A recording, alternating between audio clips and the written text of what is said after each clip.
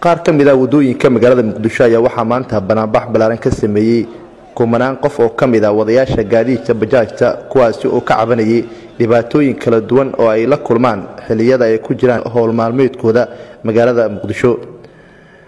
gudoomiyaha gobolka Banaadir ahna duqa magaalada Muqdisho mudane Cabdiraxmaan Cumar Ismaan injineeriso ayaa isgooska Taleex ee degmada Hodan kula kulmay kumanaan ka mid ah dadka banaanbax sameynayay ee ku shaqeysta mooto bajaajta isagoo kala hadlay cabashooyinka ay qabaan iyo sida ay wax u doonayaan. gudoomiyaha gobolka Banaadir ayaa cod dheer ugu sheegay wadayaasha gaadiidka bajaajta in wax laga qaban doono cabashooyinka ay qabaan isagoo tilmaamay in marnaba uu maamulka gobolka Banaadir aqbali doonin dhibaato loo geysta muwaadiniinta Soomaaliyeed ee ku nool caasimadda Jamhuuriyadda Soomaaliya ee Muqdisho.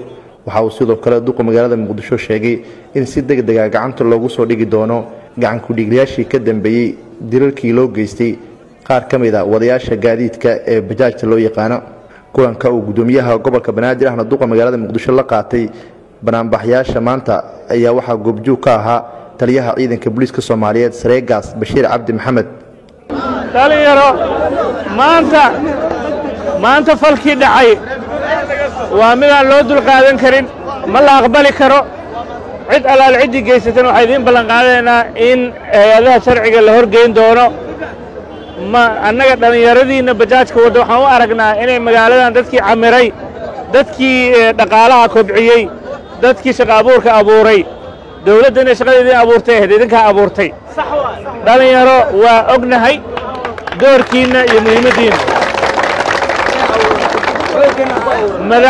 madaxweynahana tan iyo saakay arrintaanu aad uga walwalayay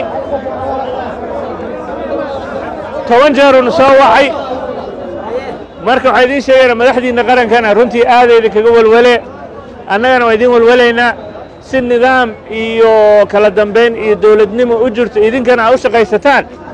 waxaan rabnaa inaan wax isla fahamno ciddii wax dhib idin geysatay weliba ninkii maanta wuxuu ahaa nin munishiibiyada ka tirsan oo dawladda hoose ah.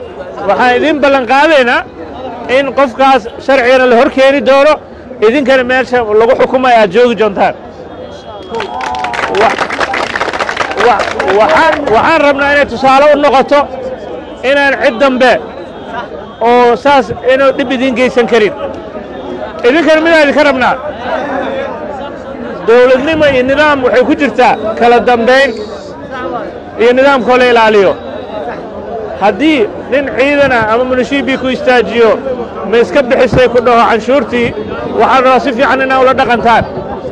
annagana waa kana taliyaha ciidankao dhan waa amran yihiin in sida ugu fiican ugu akhlaaqda fiican idinkula dhaqmi karo idinkula dhaqmaan.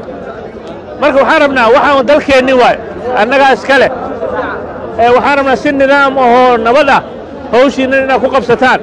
annagana idiin ballan qaadno cid kastoo dhib idinku haysta inaan idinka celinno.